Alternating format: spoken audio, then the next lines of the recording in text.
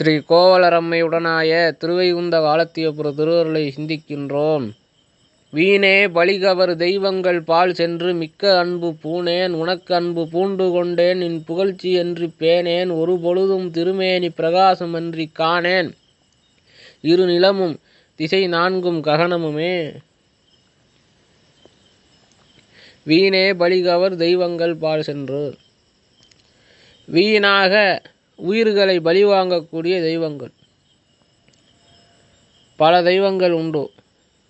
அந்த தெய்வங்கள் சிறு தெய்வங்கள்லாம் ஆடு கோழி பன்றி அதெல்லாம் பலி வாங்கிக்கும். அதை வெட்டி அந்த உயிரை வாங்கி கொண்டு யார் வெட்டினானோ அவனுக்கு நல்லது செய்யும்.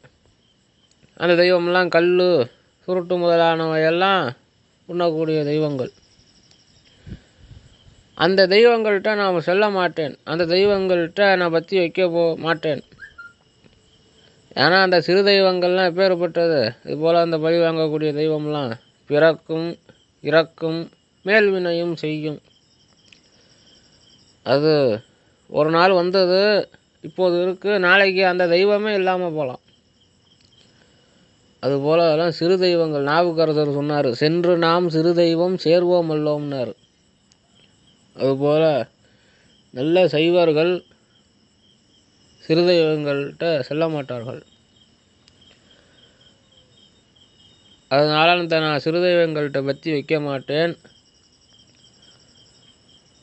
தெய்வங்கள் பால் சென்று மிக்க அன்பு பூணேன் உனக்கு அன்பு பூண்டு கொண்டேன். அபிராமி அம்பாளை நோக்கி சொல்கிறார், அந்த அம்பாள்கிட்ட நான் அன்பு பக்தி வைத்து விட்டேன். அந்த அம்பாளோட புகழை தவிர நான் எதையும் பேண மாட்டேன். அந்த அம்பாளோட ஒரு பொழுதும் திருமேனி பிரகாசமன்றி காணேன் இரு நிலமும் திசை நான்கும் ககனமுமே. எங்கே பார்த்தாலும் அவருக்கு அம்பாளாக தான் தெரியுது.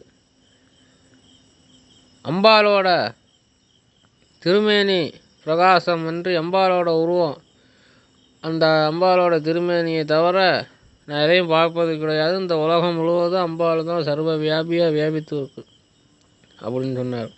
இதே போல் இன்னொரு பாட்டு, பூத்தவளே புவனம் 14 பூத்த வண்ணம் காத்தவளே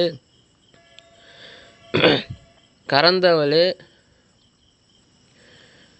கரை கண்டனுக்கு மூர்த்தவளே என்று மூவா முகுந்தற்கு இளையவளே மாத்தவளே உன்னையன்றி மற்றோர் தெய்வம் வந்திப்பதே. இந்த உலகத்தெல்லாம் அம்பாள் படைத்தாள். ஜெகஜனனின்னு அம்பாளுக்கு பேர் உண்டு. உலகத்தெல்லாம் அந்த 14 உலகங்களையும் அம்பாள் தான் படைத்தாள். இந்த அம்பாள் தான் பூத்த வண்ணம் காத்தவளே. இந்த உலகத்தெல்லாம் காப்பாற்றிக்கிட்டு இருக்கிறது அம்பாள் தான். அகிலாண்டேஸ்வரி அம்பாளுக்கு பேர் உண்டு. பின் கறந்தவளே, இந்த உலகத்தெல்லாம் சம்காரம் பண்ணக்கூடியவள் அம்பாள் தான். அந்த அம்பாள் கரை கண்டனுக்கு மூர்த்தவளே, பெருமானுக்கு மூர்த்தவளாக இருக்கக்கூடியவள், முன்னாடி வந்தவள். அப்படின்னா சைவ சித்தாந்தத்தில்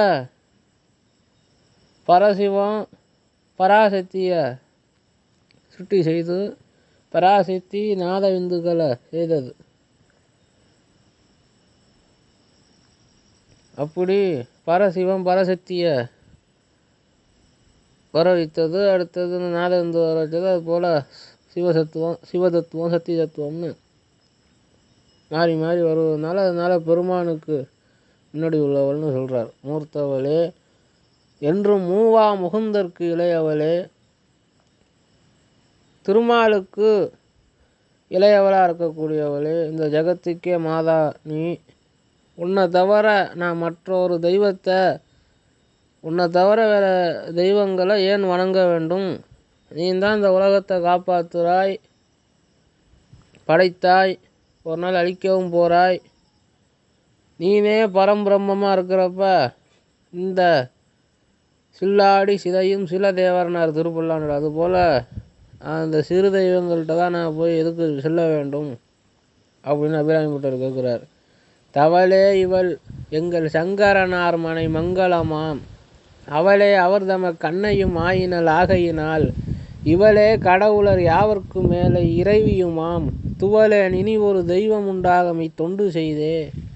தவளே மிகுந்த தவம் செய்யக்கூடிய அம்பாள். இந்த அம்பாள் தான் சங்கரனார் எங்கள் சங்கரனார் மனை மங்களமாம். அந்த ஈஸ்வரனுக்கு பத்தினியாகவும் இருக்காள். அவளே அவர் தமக்கு அன்னையும் ஆயினள். அது முன்பு சொன்னது போல சைவ சித்தாந்தத்தில் அந்த பரசக்திங்கக்கூடிய அம்பாள் நாதவிந்துகளை செய்து அதுக்கப்புறம் சதாசிவன் ஸ்ரீகண்டருத்திரன் முதலாய தேவர் அது போல் அது சாமி தான். சாமி அவெல்லாம் அனுஷ்டிட்டு இருக்கார். அதனால் சாமிக்கு அன்னைங்கிறார். கடவுளர் யாவருக்கு மேலே இறைவியுமாம். அதனால் எல்லாத்துக்கும் காரணமாக இருக்கக்கூடிய அந்த அம்பாள் தான் எல்லா கடவுளுக்கும் மேலே உள்ள கடவுள். இப்பேற்பட்ட அம்பாளை விட்டு நான் ஒரு சிறு தெய்வங்கள்கிட்ட போய் அந்த தெய்வங்களுக்கெல்லாம் தொண்டு செய்து நான் இனி துவண்டு போக மாட்டேன் அப்படின்னு சொல்கிறார். மற்ற தெய்வங்களுக்கெல்லாம் தொண்டு செய்தால் அது அத்தனை பலன் தராது.